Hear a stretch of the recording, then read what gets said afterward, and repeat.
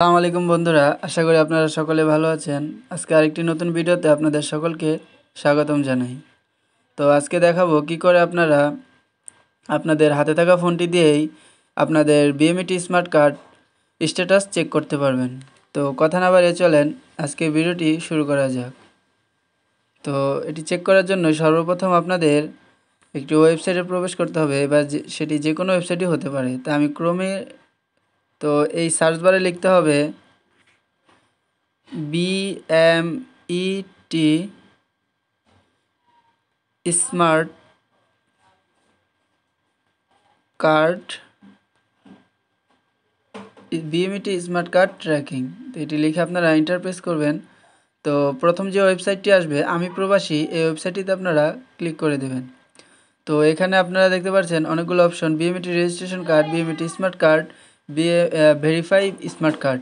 এরপরে সর্বশেষ দেখতে পারবেন আপনার ট্র্যাক অ্যাপ্লিকেশন। তো আমরা যেহেতু দেখাবো যে কি করে আপনারা আপনাদের বিএমইটি স্মার্ট কার্ডটি ট্র্যাক করবেন অথবা কোন অবস্থায় আছে দেখবেন।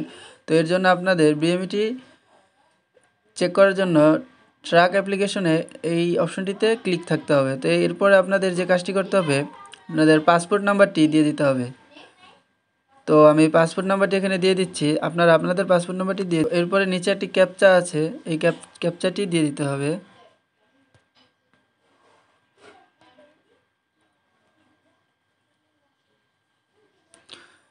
তো ক্যাপচা এবং পাসপোর্ট নাম্বার ভালো মতো দিয়ে দিলে আপনারা নিচে দেখতে পারবেন যে ট্র্যাক অ্যাপ্লিকেশন, এই অপশনটিতে ক্লিক করে দিতে হবে।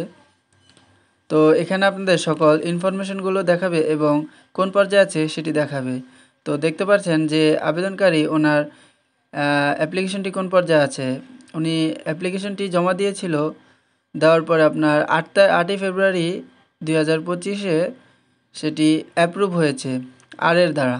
এরপরে আপনার অ্যাপ্রুভেড বাই সেকশন, এরপরে হচ্ছে অ্যাপ্রুভেড বাই ট্রান্সলেটর। এখন পেন্ডিংয়ে আছে অ্যাপ্লিকেশনটি এডি, তারপরে ডিডির কাছে যাবে, তারপরে ডিরেক্টর, তারপরে এডিজি, এরপরে ডিজি।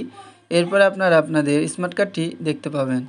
তো বন্ধুরা, আশা করি আজকে ভিডিওটি আপনাদের উপকারে আসবে এবং ভালো লেগেছে। যদি ভালো লাগে তাহলে অবশ্যই চ্যানেলটি সাবস্ক্রাইব করে দিবেন, যাতে এরকম নিত্য নতুন সকল ভিডিও আপনার কাছে পৌঁছে যায়। এবং এই ভিডিওতে যদি আপনার কোনো কিছু বুঝতে সমস্যা অথবা কোনো মতামত থাকে তাহলে অবশ্যই কমেন্ট বক্সে জানিয়ে যাবেন, উত্তর দেওয়ার চেষ্টা করব।